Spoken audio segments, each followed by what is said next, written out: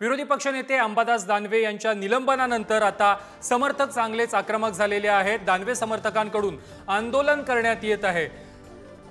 आंदोलकांना पोलिसांनी त्यानंतर ताब्यात देखील घेतलेला आहे। अंबादास दानवेंच्या शासकीय निवासस्थानाबाहेर हे आंदोलन करण्यात आलेलं आहे।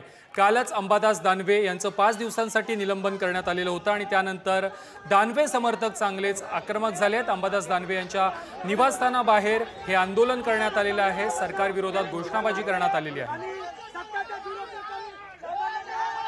दानवे साहेबांना निलंबित केलं, प्रसाद लाडला सुद्धा त्यांनी केलं पाहिजे, निलंबित केलं पाहिजे। आरेला कार्य झालेला आहे।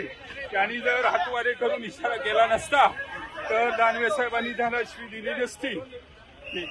त्याच्यासाठी विधान परिषदेत चर्चा चालू आहे। 1 तासामध्ये निर्णय घेतला जाईल।